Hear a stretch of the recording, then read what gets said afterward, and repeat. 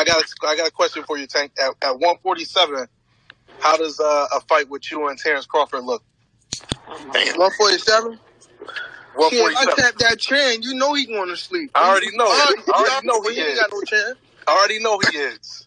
You said no chin. I got round 5. Shit, I got round 6. We'll go with that. I'm gonna put my money around 6. I got a question for you, Tank. So that was Tank Davis asked what he thought about him and Bud fighting. He says he knocks Terence Crawford out because Terence Crawford has no chin. He says he gets him out in 6, right? Now I don't know how old this audio is. I know Tank in the past was real, like he was saying he'd knock out Bud. Now I don't know if this is new audio. It's probably not. I don't know why it's resurfacing now, why everybody talking about it now. Did Tank come out and say something recently after Bud whooped Spence? I can't find it, but this is like a recent post that was on World Star. This came out August. So listen, man, I talked about this, man. I'm not gonna keep talking about it, but listen. First of all, Tank Davis has been knocking out almost everybody in box in his career. But this is a guy that has all this punching power, but he got to put weight stipulations on people. You got to listen to these fucking people when they talk, bro. He said Ryan Garcia was too big. He said it himself. I'm not stupid. I got to put a weight stipulation. I'm not stupid. I want her to rehydrate. I'm not stupid. Right? Drain Ryan Garcia. Drain Mario Barrios down, right? Like or force them to bend to his will when it comes to the weight stipulation. But yet, you say you could go to welterweight and knock Terence Crawford out in 6 rounds. So let me get this straight.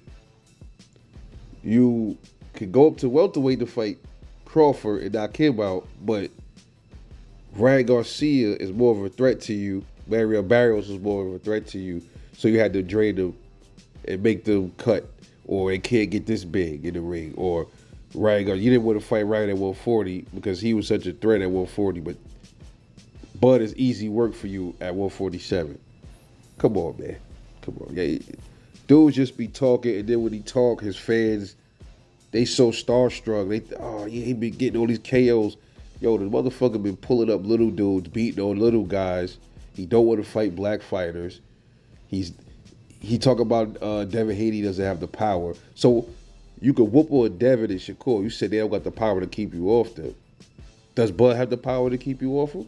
You talking about Bud is chinny. Bro, you've been punched up by Leo Santa Cruz and all these dudes because these dudes is lighter dudes, bro. They littler dudes. How would you have held up against Barrios if you had throw that weight stipulation on him?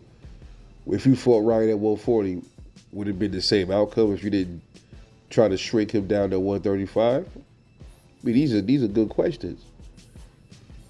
So you talking about going up to welterweight, bro? You said you don't feel comfortable fighting at 140. So how you gonna beat Bud at welterweight and you don't even feel comfortable at 140? So you say you would be tired. It'll be even worse for you. You'll get fucking mangled up there by Terence Crawford. So he just talking because he know that fight more than like that. That'll never happen. Only way that fight would happen is if he went up to welterweight. Bud is not going to shrink down to 135 pounds to fight Tank. That's a severe disadvantage. And it's dangerous and it's unhealthy. Tank knows that. He just running his fucking mouth because he don't like Bud. They don't really like each other, but he's the one that's always talking shit about Bud. I don't really hear Bud saying much about this dude, man.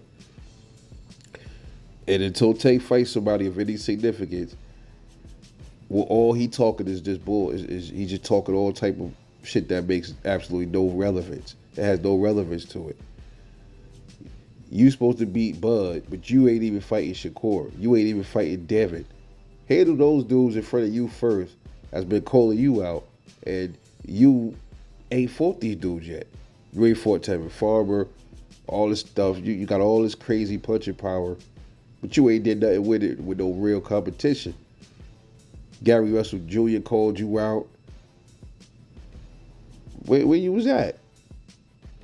But now you want that Bud payday. I think is that what it is. He'll get spanked, bro. He'll get spanked. He'll get starched. He will get put in the dirt right next to Errol Spence Jr., bro. And this is the guy that BFTB and some of these other channels said that will beat Terence Crawford. They would not. He would beat everybody. Tank beats Boots. All this, but he don't Tank beats everybody besides Devin and Errol Spence. This is what these dudes just saying. But does Tank beat Errol now after that performance? I don't want to keep hearing about the car accident and all of this, because doctors cleared Errol to fight. Right after the car accident, they cleared him to fight Danny Garcia. They said he was all right? So he was fighting Danny. He was all good. He looked strong. He looked like he was destruction, ready to tear shit up. He looked good on the bag, everything. For Ugas looked good. Broke Ugas' face. Everything was all good and dandy. Then the minute he lose, all of a sudden, now the car accident is the reason he lost. And it's funny because was the car accident the reason that Ugas was able to stun and wobble Spence in that fight? Was the car accident the reason that Ugas was able to knock his mouthpiece out and he could look? He didn't know where his mouthpiece was at. He got stunned. Come on, but take that's not even close, bro. But Tank is a good boxer. He got good power, but his power, he's gonna have some kind of power at 147. But it's a cap, yo. A lot of these fighters, their power caps at certain weight classes. I don't know about Tank's. What's his summit? But he said that he don't even feel good at 140, bro. So that's probably his cap at 135, 140. But you're supposed to be the world-class fighter like Terence Crawford, knock him out. Yo, every time these dudes say shit like that, they ended up making themselves look like fools, bro. Spence was saying it. He was gonna break him and all this stuff. Look what happened to him. Tank running high off his own power right now. And you get his ass today with Terence Crawford, he gonna get schooled and humbled real quick. And you know what? I like to see it. Even though Tank, he loses that fight in devastating fashion, but I'd like to see him get destroyed because I would like to see Bud crush that Tank, bro. I'd say make the fight. Knock his little young ass out, school him, and put him back in his place. Send him back to preschool, grab him by his scruff, and toss his ass out the ring. That's what I like to see. Total destruction of Gervonta Davis for running his mouth, disrespecting one of the GOATs, baby. Terence Bud Crawford. Stay in your lane, Tank. That ain't what you want. But if you want it, this is boxing. This is a man's sport. This is the hurt business. I want to see you get your little ass whooped. Go ahead in there and try it. Try to be great. Dare to be great. Because you ain't dare to be great against Devin and Shakur. Obviously, what's stopping you from lining it up with these dudes? Look, we in the middle of the year. I want to see something from you, Tank. Stop worrying about Bud. Bud is doing his thing. You ain't did yours yet. You ain't nowhere near as accomplished as him, man. Anyway, little dude's a clown, man. He get pulverized in the ring against Terence Crawford.